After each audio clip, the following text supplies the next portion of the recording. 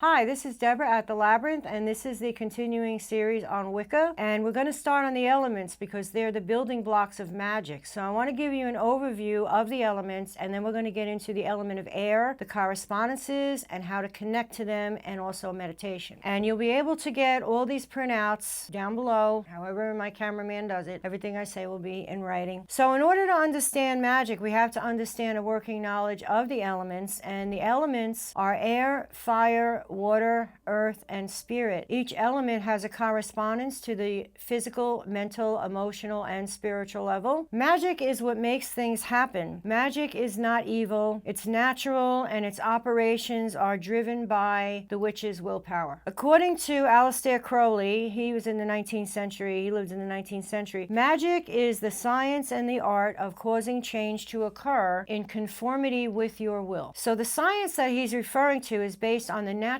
universal laws, which are fixed. You can't bend them. You can't change them. All magic has to adhere to these laws. These are universal boundaries. One of the basic universal laws is that energy cannot be eliminated or created. It can only change form. So we can't create anything like poof out of thin air, nor can we destroy anything. We can take energy and we can change it. It is through magic that we reshape the energies that already exist. So look up all the universal energies. There's 9 of them. I might go over them at a later date, but look them up for now because I'll give you a hint to the first one. Everything's connected. Look up the universal laws because they'll show you the boundaries that you have when you're doing magic. So the foundation of successful magic is the following. You have to have the desire and the need. You have to have emotional involvement. You have to have the knowledge and also realistic expectations. You have to have the belief, and you have to have the ability to be quiet about it. And you have to have the willingness to back it up on the physical plane. You can go whipping that wand and saying those words and lighting that candle, but unless you back it up on the physical plane, you're going to get nowhere because magic creates opportunities. It doesn't create things out of thin air. Magic is using the elements to change energies so that you can bring an opportunity to you or repel something from you. Magic works for only one reason, because it's the will of the worker, and that's how you have success. Successful witches, when they have a need they are emotionally involved with, and they have the knowledge to create the spell and believe in yourself to see it through. To know how to visualize a spell, we're in creating things that are unseen on the astral world, so you know that you can draw from it into the physical world through your will and the feeling of that energy and feeding that energy. That's what makes it happen. You have to back up your magical efforts on the physical plane and keep quiet until the goal manifests. To seek outside assistance when necessary, and also keep studying, and know that education is a never-ending process. So the elements are the building blocks of manifestation. Any magic that you do will require working with these elements. There is a saying, as above, so below, which means that energy that is of the astral or the spiritual plane is also on the physical plane. These energies are in both places. They only change form to go from one plane of existence to another. I want to talk about magical ethics for a moment. Never do magic without someone's consent. It doesn't matter. There are no ifs, ands, or buts about this. And that's even if you have good intent. I'm not even talking about ill intent, which I suggest you don't do that. Doing magic against someone's will to control someone without their consent or with their consent is against universal laws. If you do this, there's going to be a repercussion in your life. Most times people stick their toe in that water, they do something bad, they have a fight with their girlfriend or boyfriend, and you're going to get a smack upside the head that is much worse than what you sent out. So I advise you don't do that. Magic should only be used as a last resort.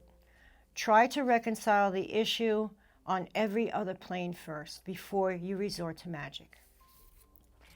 If you have exhausted everything on the physical plane, that means physically doing something, going somewhere, making something happen. If you do it on an emotional plane, plead to someone, explain to someone. If you do it on the mental plane, do your research so that you're knowledgeable about the subject, then you can use magic, because it's not a toy. You know, I knew someone that would do magic just, oh, who's calling me today? Who cares? You don't need to do that. Why use it if you don't have to? Now, there are several skills that you need to have your magic be successful. One of them is being able to visualize and hold that visualization. Now, a lot of people say that you have to hold it for 20 seconds, 30 seconds, 35 seconds. Now, that doesn't seem like a long time, but when you're doing it, it seems like forever. And you also have to put into there your emotion. You also have to put in there everything of all the other senses, which is sight, sound, taste, smell, and feeling. Everything about you has to go into that along with the visualization in order for it to work. You also have to center and balance the energies within within yourself. You have to raise energies from various sources, which would be from the earth and also from spirit, from the spiritual plane. And then that has to be projected onto your goal. You have to learn how to charge, enchant, and empower magical objects if you need them. You have to alter your conscious mind. That means you're in a state of an altered state, like reading a book, watching a movie. You are in an altered state when you're doing that, but this is just a little deeper. It's kind of like daydreaming, autopilot, and then other stuff added in. A lot of people don't realize you have to visualize the end result, not how it gets there, the end result. Let the universe figure out how to get it there. Let the universe do its job. Don't go poking it. Just go to the end result and you'll be successful. You also have to learn how to ground and